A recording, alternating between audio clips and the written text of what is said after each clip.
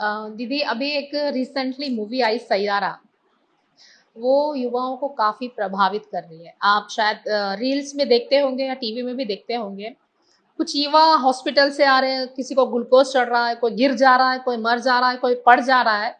एक फिल्म का हमारे जीवन में जब इतना प्रभाव पड़ सकता, तो किसी अच्छी चीज का प्रभाव क्यों नहीं पड़ सकता? देखिए, एक सत्य बात मैं कहना चाहूंगी। आई एम नॉट श्योर ये आप बिना एडिटिंग किए चैनल पे डालेंगी या नहीं, मुझे पता नहीं है। लेकिन मुझ में इतनी हिम्मत है कि मैं सच बोलूं, क्योंकि हमारा काम ही है कि हम सत्य बोले।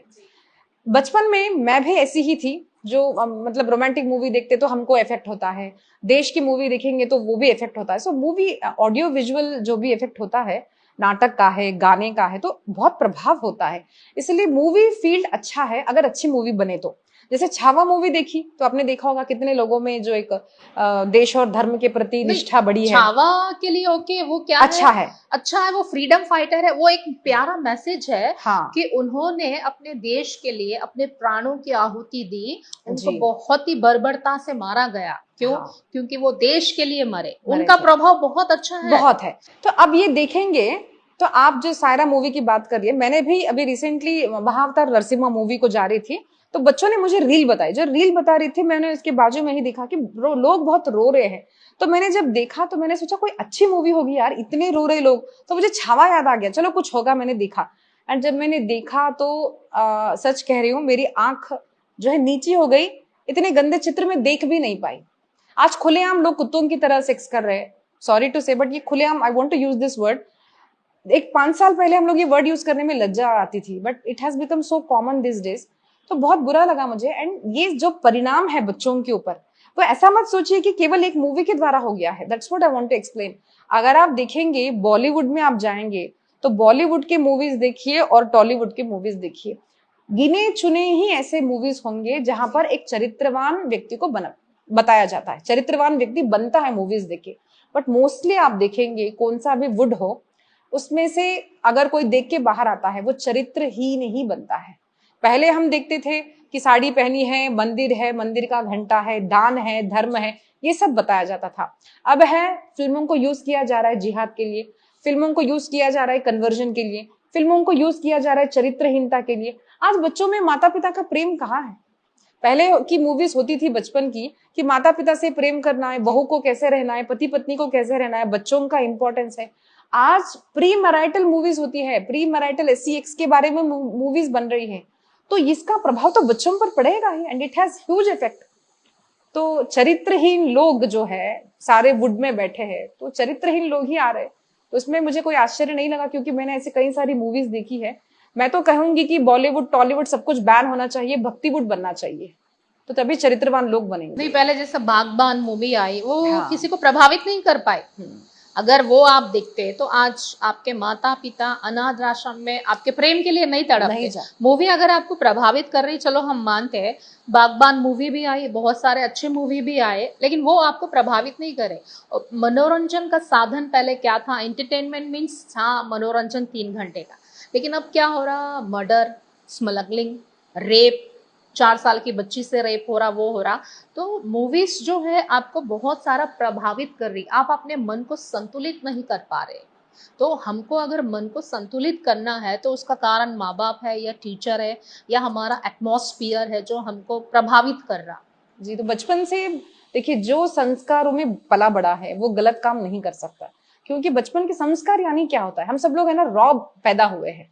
बच्चों को पता नहीं होता है, सिंपल चीज कहे तो पॉटी कहाँ करनी है, हाथ कब धोने हैं, हाथ कब नहीं धोने, कैसे बैठना है। बच्चा ऐसे बैठेगा ना, बड़ा तो नहीं बैठेगा। तो हम लोग बोलेंगे बेटा ऐसे बैठो, ऐसे बात करो, है ना। तो किससे कितनी बात करनी, कैसे बात करनी, ये जो चीजें हम लोग सीखते हैं, इसको कहते हैं संस्कार। तो उसी प्रकार से हमको माता पिता कहते हैं, बेटा माता पिता के पैर छुआ, बड़ों के पैर छुओ। आज हम हर चीज करने में वाई शुड आई डू, मैं कुछ हूं, मैं उसके पैर क्यों छू। पहले था माता, जैसे मेरी माता है, शी इज 10th पास, लेकिन हम गर्व से अपने माता पिता के पैर छूते हैं। बिकॉज मैं आज जो भी हूँ मेरी माँ के कारण हूँ। मेरे माता पिता इतने एजुकेटेड नहीं है जितने हम लोग हैं। हम सारे बच्चे PG किए, मैंने नहीं किया, but we all are post graduates. But हम लोग गर्व से माता पिता को प्रणाम करते, क्यों? क्योंकि संस्कार। बेटा आप जो भी हो ना, आप आपके माता पिता नहीं है तो आप नहीं हो।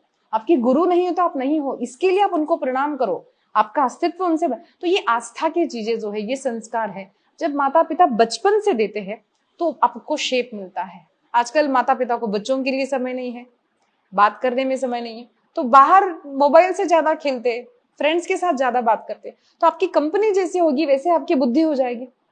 So it all things about परिवार, प्रेम, संस्कार, नहीं, इस पर पहले निर्भर कैसा करता था, है। संयुक्त परिवार था, 4 भाई एक छत के नीचे रहते थे। जी एक पिता था जो कमाते थे, बच्चे 10 बच्चे घर में बैठ के खाते थे आराम से, संयुक्त परिवार था। जी कुछ प्रॉब्लम आया, भाई तू देख ले, हाँ मैं देख लूंगा। लेकिन आजकल क्या है परिवार में, अरे भाई वो तुम्हारा भाई गरीब है, हम क्यों रहेंगे, हम अलग सेपरेट रहेंगे, जी हम क्यों उसका बोझ उठाएंगे। तो जी। आपका परिवार आपके लिए बोझ है, आपकी सोच कहाँ तक जा रही है आजकल। देखिए वही होता है, अगर मैं कहूंगी कि कथा आपको सुननी चाहिए, जैसे राम कथा सुनेंगी तो 4 भाइयों की कथा, मुझे याद है मुझे पहली बार मेरे राम कथा मेरे पिताजी ने सुनाई थी, किसी गुरु के पास हम लोग बाद में गए, माता पिता ने हमको सुनाया। दशरथ राजा थी, उनकी 3 रानियां थी, 4 बेटे थे, भाई भाइयों में प्रेम था, उतना 10-15 मिनट का रामायण हम सुन के बड़े हुए। भागवत की कथा सुनी, भक्ति की कथा सुनी, तो इससे बदलाव पड़ता है। देखिए भाई भाई को भाई से प्रेम करना है। इवन आप राम कथा में सुनेंगे विभीषण का रावण के साथ कितना प्रेम था। जी। तो ये जब हम कथा जो सुनते हैं ना, हम लोग वैसे बनते हैं। तो आप अच्छी कथाएं सुनाओ, इसलिए देखिए हम लोग जी कथा होती है ना, लोग कथाकारों को आजकल तो कुछ भी बोल देते हैं, बट इट हाँ हैज ह्यूज जी जी इंपॉर्टेंस जी एंड जी। It has created history. देखिए छत्रपति शिवाजी महाराज जो हुए, उसका कारण है कि उनकी माता गर्भवती थी, तब उन्होंने महाभारत सुनी, रामकथा सुनी। इवन नरेंद्र यानी जो स्वामी विवेकानंद है, उनकी माता ने भी कथाएं सुनी जब वो गर्भ में थे।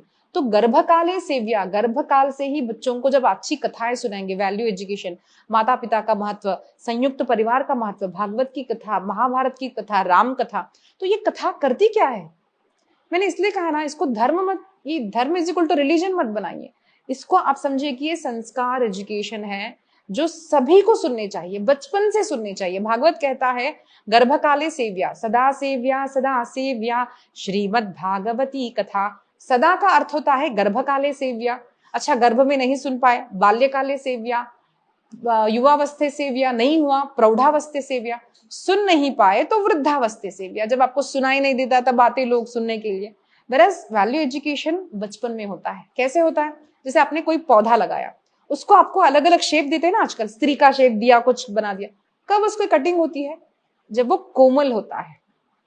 जब वो बड़ा हो जाएगा तो वो टूटेगा लेकिन मुड़ेगा नहीं। तो उसी प्रकार से बच्चों को बचपन में सिखाना है, बेटा आपको नमस्कार करना है, आपको भगवान की पूजा करनी है। तो ये सब हम जब बचपन में सिखाते हैं तो बड़े होने के बाद ऑटोमेटिकली वो होता है, ब्लड में होता है। अभी हमको माता पिता नहीं सिखाते हैं, बचपन में सिखाया था, इसलिए आज हम ये बने। तो बचपन बहुत इंपॉर्टेंट होता है।